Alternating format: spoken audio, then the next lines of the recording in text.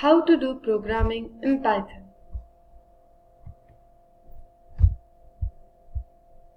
What can you do with Raspberry Pi and Python? Well, thinking about it, the combination of Raspberry Pi and Python can be used for multiple purposes. Some of the popular items include learning how to program with Python, connecting your Raspberry Pi to multiple sensors and receiving data from them or control hardware, for example, home automation, environment monitoring via temperature sensors, etc. Using your Raspberry Pi as a web server with the program written in Python. Writing various utilities in Python and using your Pi as a server for monitoring and tracking multiple applications and services. These are just some of the things that you can do. You have the full power to convert your ideas to reality using Raspberry Pi, along with Python. The latest version of the Raspberry OS comes bundled with both Python 3.3 and Python 2.x tools. Python 3.x is the latest version of the Python language and is recommended by the Raspberry Pi Foundation tool. The Python IDLE shell and command line. You can use Python from both an IDE, that is Integrated Development Environment, and from the terminal, depending on your comfort level. Python comes with a simple IDE called IDLE.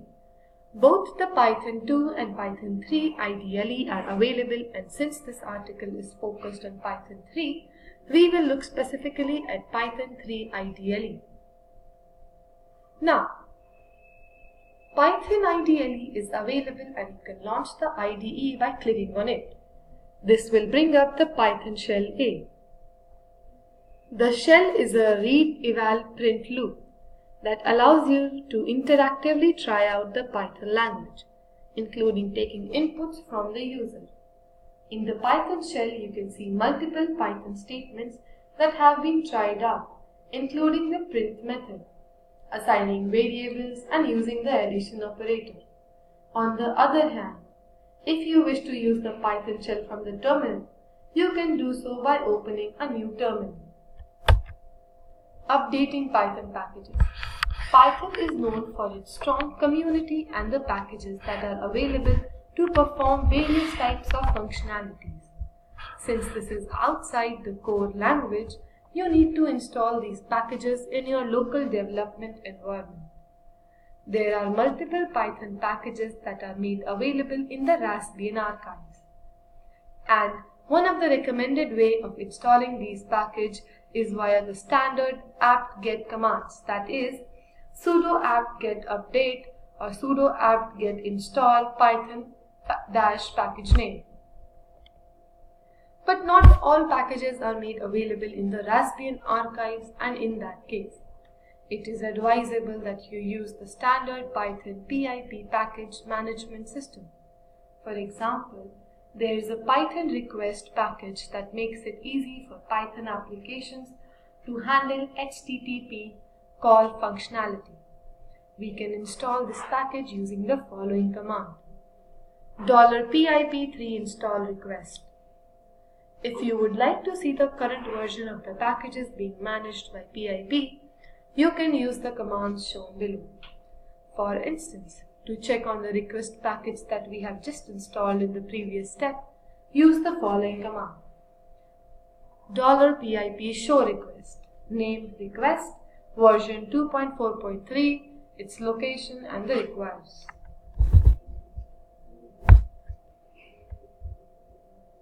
The Python 3.4.2 shell, here when we write print hello OSFY, it prints this. num1 equals to 10 and num2 equals to 20 is assigning the values to num1 and num2 variables. Now when we write print num1 plus num2, it directly prints the addition of these two numbers, that is 30. Print sum of num1 and num2 is colon num1 plus num2 prints sum of num1 and num2 is colon 30. This is better than the core language since writing part is less and you directly assign the values to the variables. GPIO programming. The Raspberry Pi is often used in conjunction with other hardware to create interesting electronic projects. The Pi comes with 40 GPIO pins that you can use to interface with various hardware devices, that is both receiving data from them or for writing data to them. This way we can write application to both read and also to control devices, that is turn them on or off.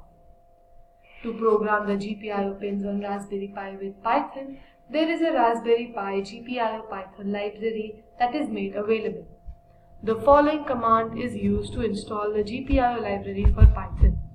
The highlighted portion, you just write the command on the command line window.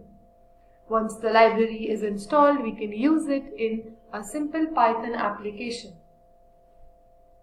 The quintessential LED blinking program as shown below. Remember to launch the IDLE shell or the Python shell at the terminal with sudo privileges.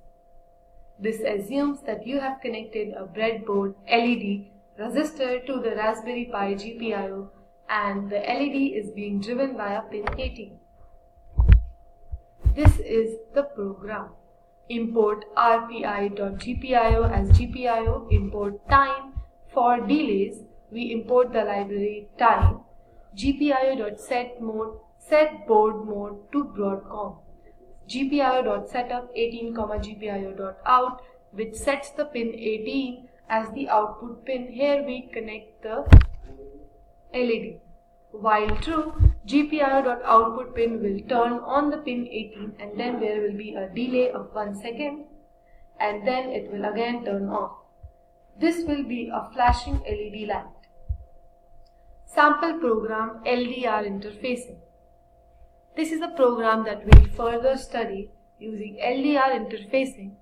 I'll explain you this. Now import time. This is imported the time library. Now import rpi.gpio as GPIO. In this we use it in GPIO mode, not in Broadcom mode. Now reading equals to 0 is assigning reading variable as 0. Then gpio.output and gpio.output RC pin gpio.low time sleep and further GPIO setup RC pin.gpio.in. Now while these two are equal, reading plus equal to 1. Writing commands. Command used for writing code is given by sudo nanofile.py and command used for executing code is given by sudo pythonfile.py.